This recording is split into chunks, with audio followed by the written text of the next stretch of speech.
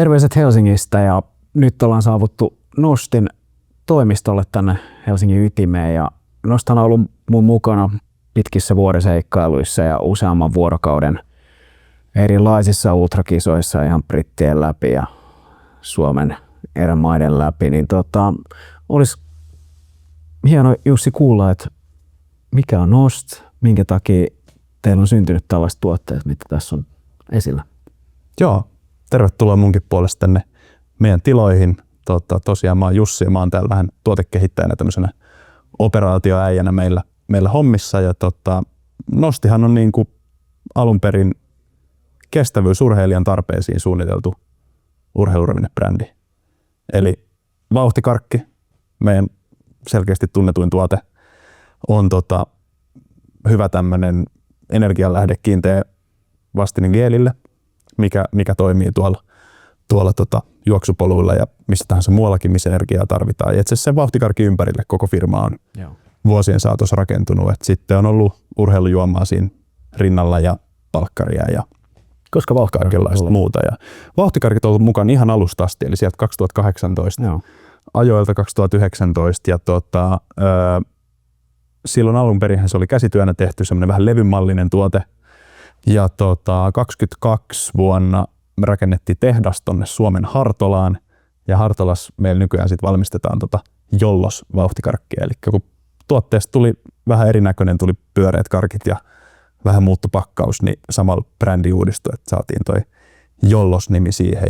Ja tänä päivänä meillä on periaatteessa kaksi brändiä, että meillä on Nost ja meillä on Jollos.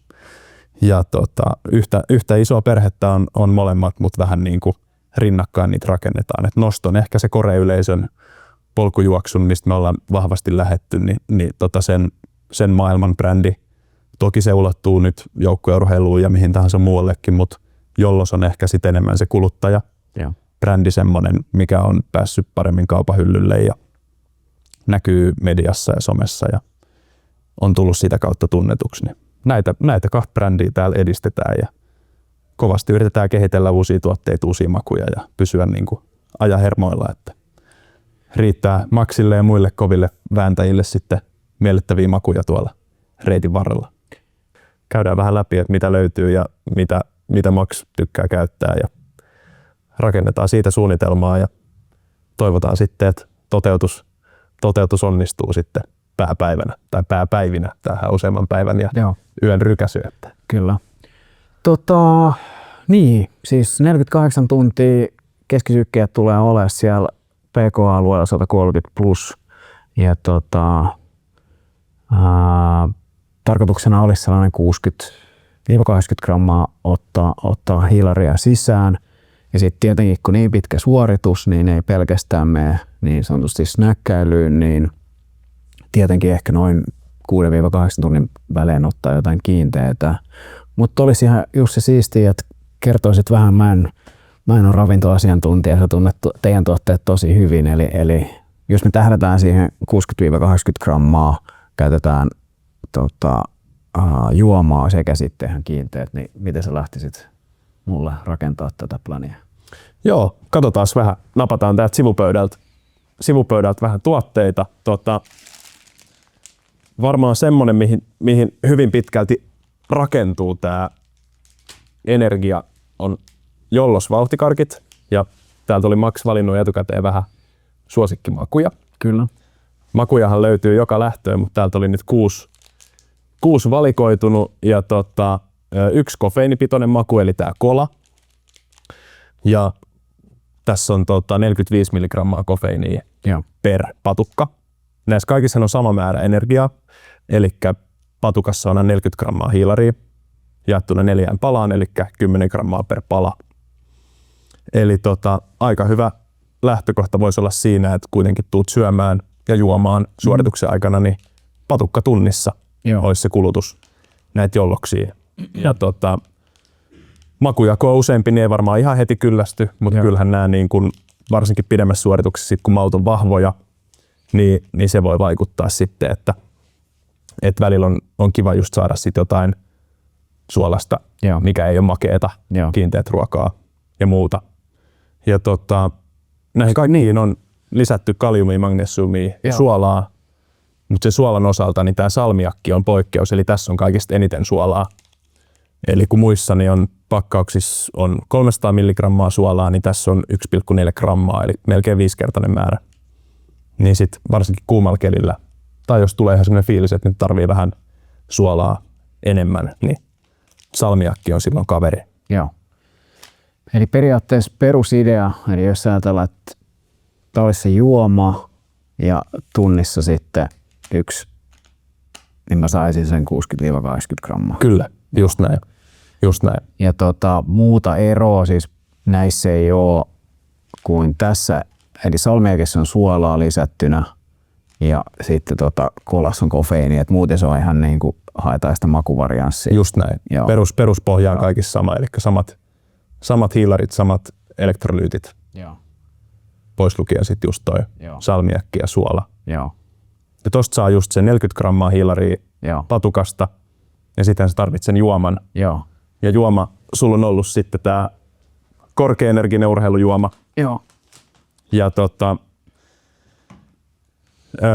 on sinänsä hassu hauska tuote. Tätä pystyy vähän niin kuin oman maun mukaan tuunaamaan. Eli voit tehdä just sen vahvusta, mitä tykkäät. Tietysti mitä vahvempaa teet, niin sitä vahvempi on myös maku. Joo. Ja sitä enemmän siinä on sit energiaa ja sit niitä elektrolyyttejä. Joo. Mustikkapuolukka on ollut sulle mieluisa maku, ainakin historiassa. Joo, se on sellainen oikeastaan luonnollinen, että vähän tulee niinku jopa tällainen niinku marjamehu, joka ei teollinen, niin sen takia itse tykkään tosi paljon tosta. Kyllä. Ja näissä on käytetty ihan aitoja marjajauheita, mistä se maku sinne tulee. No siihen kaveriksi sitten kolanmakunen ja kola sisältää teeuutetta, mistä tulee sitten pieni määrä kofeiiniä myös. Eli jos tilanne se vaatii, niin juomastakin saat nautittua vähän sitä lisäkofeiinia. Joo. Ja näissä on molemmissa aika hyvä määrä suolaa. Joo. Nämä on taas peruspohjalta ihan samat, pois lukien sitten tämä kofeiini tässä kolassa, suolaa ja sitten magnesiumia. Eli toimii hyvin myöskin siinä suorituksen aikana. Tätä kun mittaat yhden annoksen, eli 54 grammaa, vaikka litraan tai puoleen litraan, minkä verran sitä nestettä sulla sit kuluu, niin sä saat siitä ne toiset 45 grammaa sitä hiilaria. Sä pysyt sit siinä about 80 gramman tahdissa. Siellähän todennäköisesti tulee tunteen, milloin se alittuu. Kyllä. Siellä tulee tunteen, milloin voi olla, että maistuukin. Ja se ylittyy, voidaan olla, että vähän korjataan sitä, jos syntyy jonkunnäköistä vajetta. Mutta se on hyvä just luoda semmoinen niinku pohja, mihin pyritään ja mitä pyritään pitää yllä, ettei tule semmoisia pahoja notkahduksia. Joo. Miten sitten, eli meillä on käytännössä juoma, sit mä en kanna mitään, koska se menen ylös alas hissilinjaa, mulla ei tarvitse olla liiviä, se on vaan muutamia minuutteja, niin mä oon aina siinä huoltopisteellä, niin miten sä suosittelisit, että kannattaako se niin kuin kaikki ottaa siis isompana vai säännöllisesti niin, että mulla on jatkuvasti vai miten sä suosittelisit? Kyllä mä oon ehkä sen niin kuin säännöllisen pienten annosten kannalla itse, että siinä on myös helppo tunnustella sit sitä oikeasti sitä aitoa tarvetta. Ja kun saatat jatkuvasti pikkusen, niin sulle ei tule semmoista oloa, että nyt mä tarvin paljon jotain yhtäkkiä. Että sitä pyritään just välttää, on se sitten joku maratonsuoritus tai sitten joku oikeasti niin kuin useamman vuorokauden setti, niin tavallaan se, että niin kuin silloin jos sulla tulee tunne, että on kauhea vaje joko energiasta tai nesteestä, niin silloin yleensä silloin ollaan vähän myöhässä. Että se on niin kuin syytä korjata ennen sitä, että pidetään se hyvä fiilis ja hyvä taso. Niin se on kyllä ihan avainasemassa siinä, että sitten suorituskin kulkee. Joo. Eli tässä on käytännössä perus. Toivottavasti mä oon itse miettinyt myös sitä, että tunnistaanko mä sitten jostain, että jos mä oon niinku vetänyt liikaa sitä. Eli tossakin tietenkin, kun mun sykkeet ei ole niin kovat, niin sen takia, niin onko siitä jotain sitten? Niin, se on tosi yksilöllistä tavallaan, että millaisissa tilanteissa se olo tulee. Hyvin todennäköisesti tulee semmoisia hetkiä, että ei maistu. Ja sitten tavallaan se, että mistä se johtuu, että ei maistu. Onko se, että on niin kuin syönyt liikaa vai onko sitten jotenkin tosi väsynyt hetki tai muuten huono hetki? Tuleeko semmoinen niin kuin se on vaikeaa arvioida, että onko se semmoinen hetki, milloin pitää niin sanotusti pakottaa jotain alas vai ei. Kyllä. Että sillä voi olla kohtalokkaita seurauksia, jos sit vetää niin kuin turhaa liikaa. Joo. Mutta Siis sen takia varmaan kyllä. meillä on eri makuvalikoimia, koska muistaa itsekin, että jos sulla on sitä liikaa samaa, niin se niin kuin alkaa. Et sen takia mun mielestä just hyvä, että otetaan useampi sekä sit juomia erilaisia. Niin siis sen takia myös suunnitellaan, koska useasti multakin on kysytty, että kuinka paljon mä oon nauttinut ja mitä mä oon nauttinut, niin tässä ehkä tulevassa 48 tunnin haasteessa meillä on hyvä mahdollisuus kerätä esimerkiksi nämä kaikki käytetyt paperit, taikka sitten siinä on tietty määrä tonkassa tietyssä suhteessa olevaa, niin pystytään tekemään sitä jälkianalyysiä, koska se on muakin myös kiehtonut, että sitä mä en ole pystynyt tekemään. Kyllä. Koska se kuitenkin kuinka vajaaksi ja kuinka kuivaksi ja kuinka niinku tollasen, koska toikin on niinku syömiskilpailu lopulta, että vaikuttaa siihen mielentilaan ja totta kai sit siihen energian kokonaisuudessa. Niin. Joo, just näin. Ja sulla on muutakin mietittävää, kun laskee, että montaks jollosta on tullut syötyä, että tavallaan se, se on myös huollolle vastuu siinä, että pysyy kärryillä ja osaa sitten niinku patistaa tai vähän niinku höllätä sitten, jos tuntuu, että menee jompaa kumpaa suuntaan. Todennäköisesti, jos se jompaa kumpaa suuntaan menee, niin se menee sinne niinku alakanttiin. Varsinkin sitten, kun tunteja kertyy. Niin. On. Se on ihan täysin, että se on monella se, että sit, kun ei tee mieli, niin silti pitäisi. Ja sitten mikä tuossa on erinomaista, niin on eri makuvalikoimia ja sekä sitten pystyy pelkästään nestemäisenäkin ottaa. Kyllä, just näin. Ja semmoiset hetkittäiset niinku vajeethan ei sinänsä haittaa, niitä pystyy kyllä niinku passailemaan siinä, että aikaa kyllä on. Mutta tavallaan sitten se, että jos niitä syntyy pidemmältä ajalta, niin sitten se alkaa käymään kropalle. Joo. Ja sitten voi ihan huomata siinä, että on se sitten ylämäki tai alamäki, niin ei vaan jalat niin kuin enää toimi niin kuin ne aikaisemmin toimi. Ja sitten semmoisessa tilanteessa se alkaa olla jo niin kuin, se ei ole enää niin välitöntä se niin kuin tilanteen korjaaminen, että jos se alkaa syömään lihasta se energiankulutus, niin sitten niin kuin varmasti siis valtavat vauriot tulee joka tapauksessa lihaksiin, mutta tavallaan se, että pysyisi se polttoaine syöttö aktiivisena, niin se on kyllä tosi tärkeää. Kaivoin vähän tilastoja tuosta vuodelta 2024, eli NUTS 300, siellä se 330 kilsaa aika paljon sama kuin mitä tässä on 48 tuntia, niin se on se vajaa 47 tuntia. Kokonaiskalorit sellainen vajaa 24 000 kaloria, niin eikö me sillä päästä ihan hyvin, että se on noin 5000 kaloria tunnissa, mitä mun 500 kaloria tunnissa. Niin, 500 kaloria tunnissa. Kyllä. Ja mitä sitten se tarkoittaa, että jos mä otan vaikka tällaisen pötkön ja puoli litraa, niin kuinka paljon mä saan kaloreita? Niin, tuossa yhdessä jollospakkauksessa on kaloreita se 160. 160. Joo. Ja sitten kun sä juot tätä juomaan, me voidaan täältä vähän luntata, niin juoma 54 grammaa annoksessa on 200 kaloria. Eli sulla on siinä sitten niinku 360. Niin. Kyllä. Ja sittenhän YouTube on täynnä tällaisia 10 000 kaloreja, jossa syödään 10 tai 15 000 kaloria, mutta tässähän tapahtuu taas, että kulutetaan se 25 000 kaloria niin kuin 2 vuorokauden aikana, eli se laskennallisesti 12 500 kaloria. Mutta joo, tavallaan just se, että kun glykogeenivarastot on käytetty, niin mitä sen jälkeen tapahtuu? Sittenhän keho alkaa luonnollisesti käyttää rasvaa. Kyllä. Ja kun teho on verrattain matala, 130 pk-sykkeet, niin se rasva-aineenvaihdunta todennäköisesti riittää siihen, että se niinku, koska rasvasta se energian pilkkominen niinku kehon käytettävään muotoon on suht hidasta. Mutta mä veikkaan, että se noilla tehoilla niinku pyörii kyllä ihan hyvin. Ja sittenhän se, mitä sä nautit suun kautta, niin se tukee sitä. Ja se, että kuinka kauan ne rasvavarastot tavallaan riittää siihen energian saantiin, niin se on tosi hyvä kysymys. Mä en osaa sitä arvioida. Se riippuu hyvin paljon myös siitä, että minkä verran sä saat syötyä, että minkä verran, niin kuin, mikä se osuus on siellä sun kokonaisenergian kulutuksesta se, mitä sä saat sieltä rasvoista. Ja niin kuin mä sanoin, niin se on hidasta. Että sitten tietysti jos niin kuin on jotain suorituksia, missä vaikka sen matkan aikana niin kuin teho tai vauhti muuttuu hirveästi, niin sit voi ollakin, että se niin kuin, rasvojen pilkkominen ei enää riitä ja sit se käy sinne lihaksille. Kyllä. Ja se on sitten niinku fysiologiaa ja urheilulääkärin arviointia, että tavallaan niinku, miten se käytännössä menee ja just niinku se, että kun ne glykogeenivarastot loppuu, rasvat loppuu, kuinka kauan rasvat kestää, meneekö se lihaksille, mikä osuus on sillä, mitä sä syöt ja just se niinku koko paletti tavallaan siinä, että eihän se niinku, ei siinä niin käy, että sä juokset rasvoilla niin kauan, että sun rasvaprosentti on 0 ja sit vasta alkaa niin kuin lihakset kulumaan, vaan se on niin kuin kokonaisvaltaista ja keho on hirveän hyvä optimoimaan, että keho ottaa sieltä, mistä helposti saa.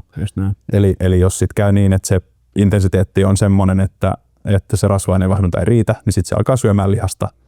Ja tuotteet toki tukee siinä koko ajan samalla, mutta se on niin kuin hirveän mielenkiintoista on nähdä, että mitä tapahtuu. Ja miten kroppa kestää. Kyllähän sulla niin on hyvin kroppa kestänyt aikaisemmissa pitkissä. Tupla-aikojakin vedettiin. Niin, just näin, kyllä. Tosi mielenkiintoista nähdä. Joo. Eli jos Jussi vedetään vähän yhteen siis tätä, mistä me ollaan tänään keskusteltu, eli se noin 25 000 kaloria. Kyllä. Ja tietenkin noista tulee olemaan pääasiallinen energialähde mulle, mutta kuten tuossa laskettiin, niin se on noin 360 kaloria, jos mä vedän sitä niin kuin tunnissa, eli yksi patukka ja sitten 0,5 litraa juotavaa korkeaenergistä. Ja sittenhän kuitenkin mulla on mahdollisuus ottaa sitä niin kuin kiinteätä, ja mulla kiinteinen tulee olemaan jotain riisipuuron tyylistä ja muuta, jotta ei pelkästään siis käytetä, vaikka totta kai suurimmaksi osaksi nämä tuotteet tulee olemaan, niin tulee jotain nostoa vielä tähän, mitä jos tiivistäen tuo esille, mitä ollaan tänään keskusteltu. Tämä kuulostaa mun mielestä hyvältä ja niin kuin toteutettavalta suunnitelmalta. Joo. Se on tietysti tärkeää ja hyvä, että löytyy makuvaihtoehtoja, pysyy homma niin kuin sen osalta mielenkiintoisena ja ehdottomasti just niin, että ei nääkään niin kuin korvaa kaikkea mahdollista ravintoa. Eli se on tosi hyvä niin kuin ihan mielenkin kannalta, että sä saat sitä kiinteät ruokaa. Plus sit se, että kyllä nämä maut, vaikka hyvin onkin, niin alkaa tympiä pidemmissä suorituksissa, niin se vaihtelu on tosi hyvä. Ja sittenhän sulla jää siinä niin kuin myöskin varaa, että sä voit syödä näitä enemmän, jos sä haluat. Sä voit myös ottaa jotain muuta, mä en tiedä, jotain banaania, sipsiä, en tiedä mikä on semmoista, mikä voi olla, että maistuu.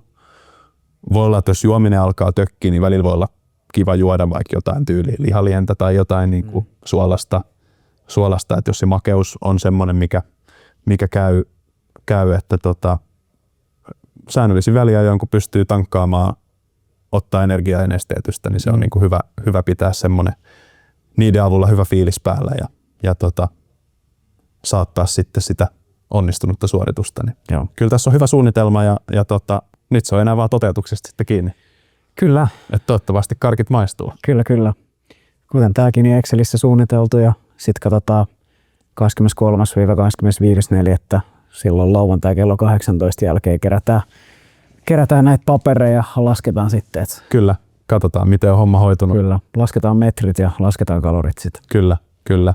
Nousumetrit pääosassa, mutta tästä saadaan niin kuin sikana mielenkiintoista. Meillekin vähän semmoinen case study-tyyppinen juttu, että miten ne oikeasti toimii sitten tällaisessa setissä ne meidän tuotteet. Niin tosi mielenkiintoista nähdä.